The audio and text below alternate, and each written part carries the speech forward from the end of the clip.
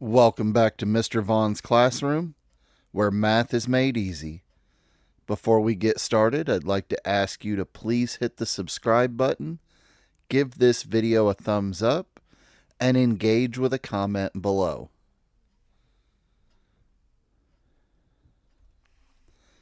Today we're looking at Unit 6, Introduction to Quadratic Functions, Lesson 9, Standard Form and Factored Form.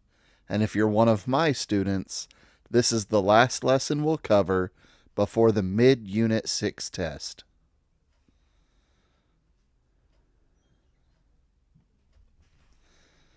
The learning goal today is to write quadratic expressions in different forms.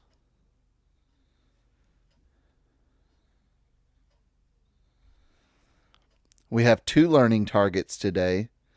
As we work through the practice problems, please keep these in mind. This is what you'll need to understand for the test, and at the end of the lesson, we'll come back and take another look at these and make sure you've learned everything you needed to.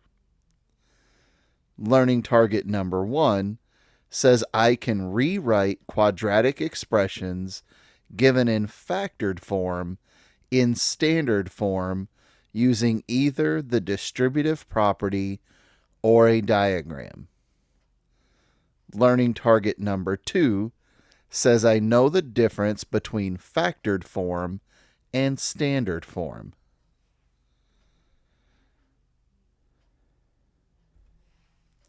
We have two glossary terms in this lesson. The first one is factored form of a quadratic expression. A quadratic expression that is written as the product of a constant times two linear functions is said to be in factored form. For example, 2 times the quantity x minus 1 times the quantity x plus 3 and the quantity 5x plus 2 times the quantity 3x minus 1 are both in factored form. And if that confuses you, what they're not showing is the constant in that second example because the constant is 1. If we're multiplying by 1, nothing changes, so we don't have to show it. It's just understood to be there.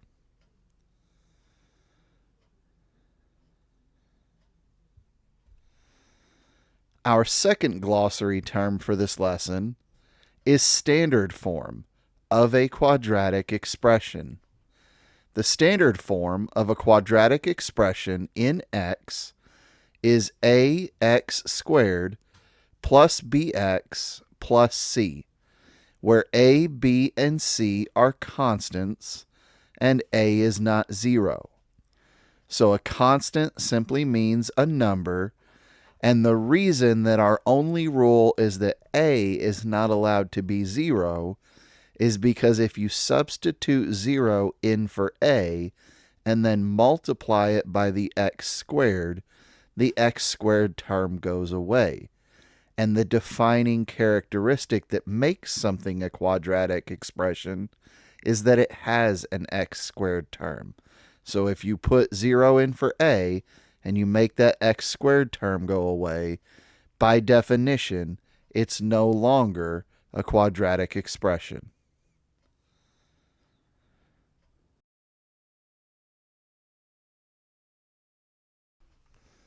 Now we can begin on the Lesson 9 practice problems. The first practice problem says write each quadratic expression in standard form.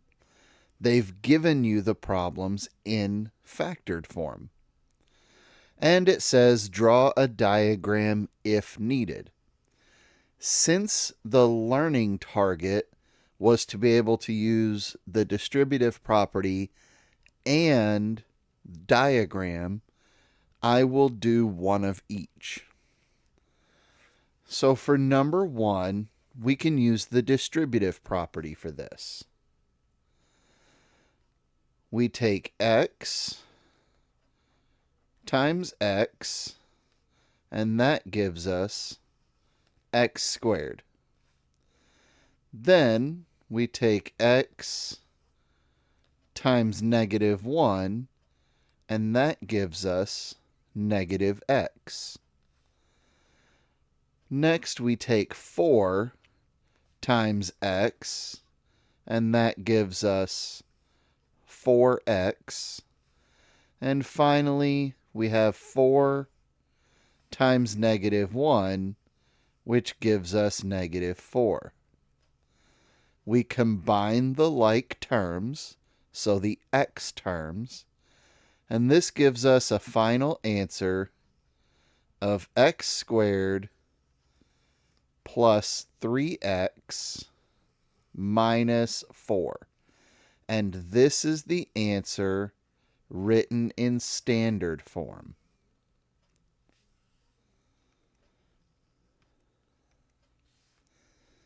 For number 2, let's use the diagram method. So we draw a rectangle.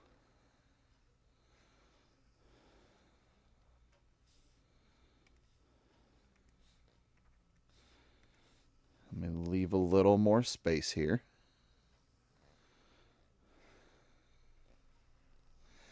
And we're going to split the rectangle into 4 sections. Across the top, we write one of the factors. Down the left side, we write the other factor. And now we multiply what's at the top of each column with what's at the left of each row. And we write the answer in the square where they meet. So we have 2x times 3x, and that gives us 6x squared.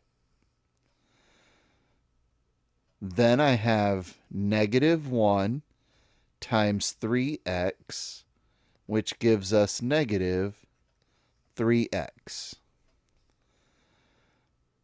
Next, I have 2x times negative 1. That gives us negative 2x. And finally, we have negative 1 times negative 1, which is positive 1. Now we write out each of the 4 sections. So we have 6x squared minus 3x minus 2x plus 1. We combine the like terms, so in this case, the x terms, and this gives us a final answer of 6x squared minus 5x plus 1. And this is the answer in standard form. If you have any questions about how to change factored form quadratic expressions into standard form, either by using the distributive property or by using the diagram method, please leave a comment below and I'll get back to you with any help that I can offer.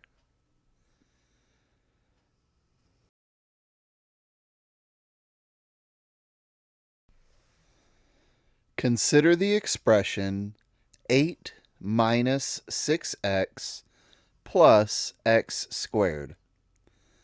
Number 1 wants to know, is the expression in standard form?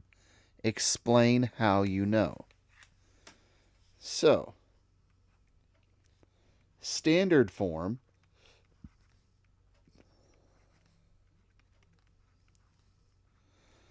is when you have ax squared plus bx plus c. If we're looking at this expression, then ax squared equals x squared. And if it helps you to see this, we can write this as 1x squared. Then we have bx, and in this case, that's negative 6x. And then we have c, and in this case, c is 8.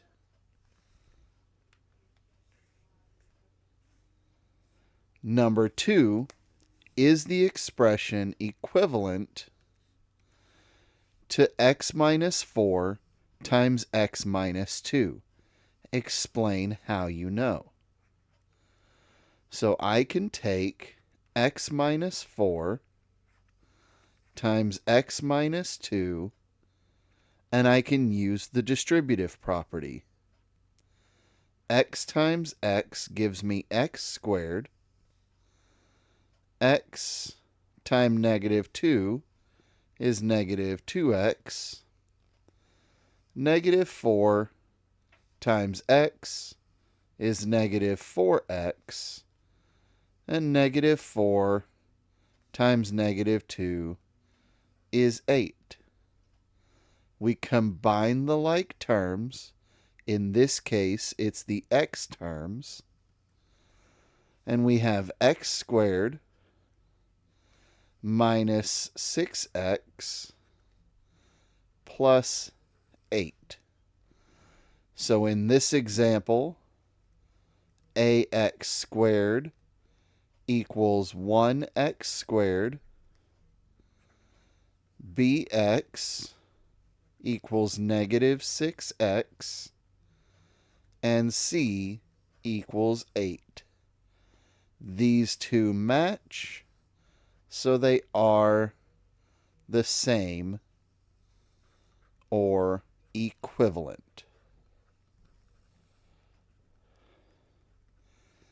If you have any questions about this practice problem, please leave a comment below, and I'll get back to you with any help that I can offer.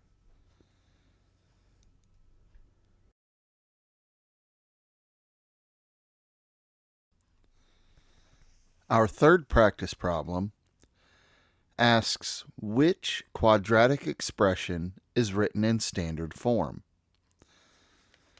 So you need to remember what standard form looks like.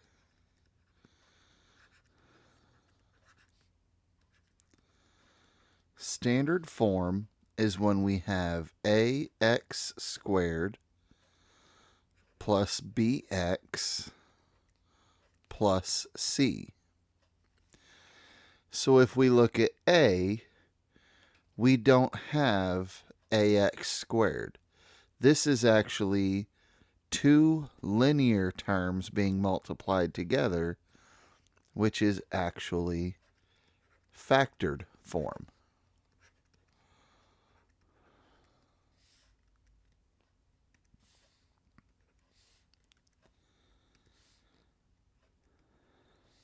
So A is incorrect.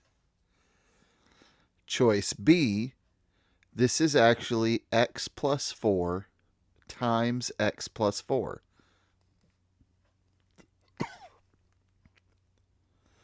Again, this is two linear terms being multiplied by each other, so this is factored form.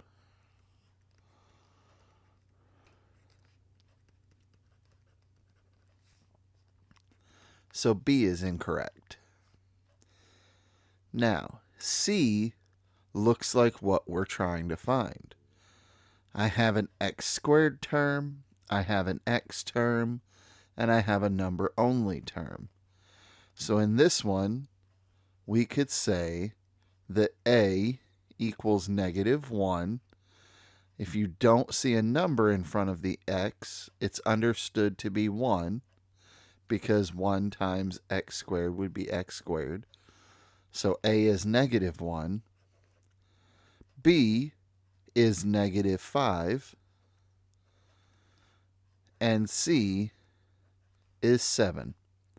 since we can identify the A, B, and C, that means choice C is in standard form. When we look at D, initially it looks like this might be what we wanted. We do see the x squared.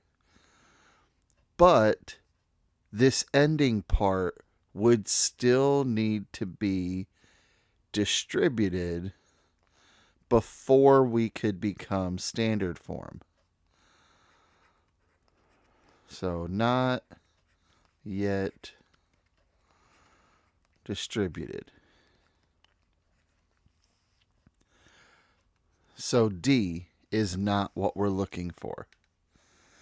If you have any questions about how to identify a standard form quadratic expression, please leave a comment below and I'll get back to you with any help that I can offer.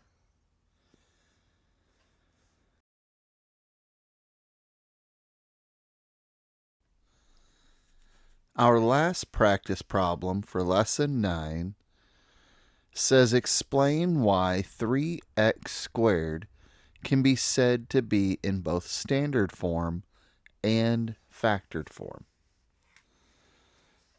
So, standard form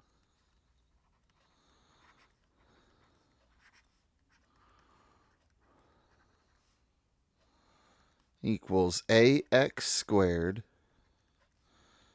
plus bx plus c. In this instance, 3x squared, I can say that a equals 3, b equals 0, that's why we don't have an x term showing, and c equals 0. That's why we don't have a number term showing. So because I can identify the a, b, and c, it is in standard form. Now, factored form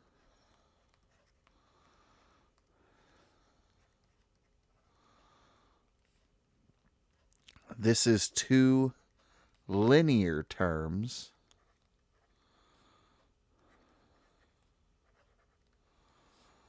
multiplied together.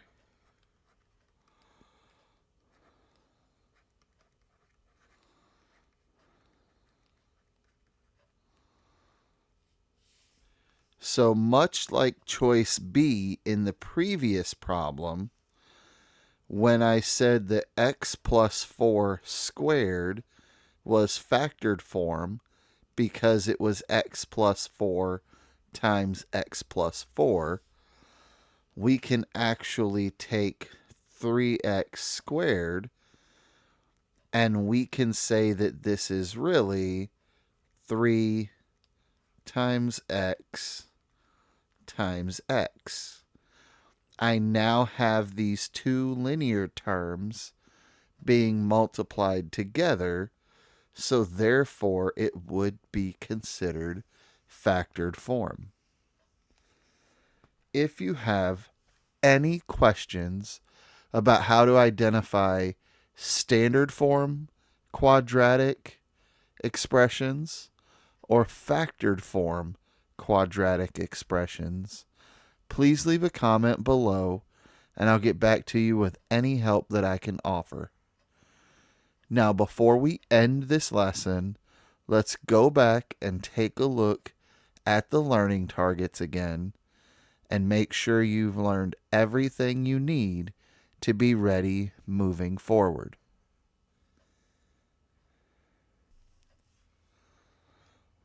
Looking back at our learning targets, we had 2 of them.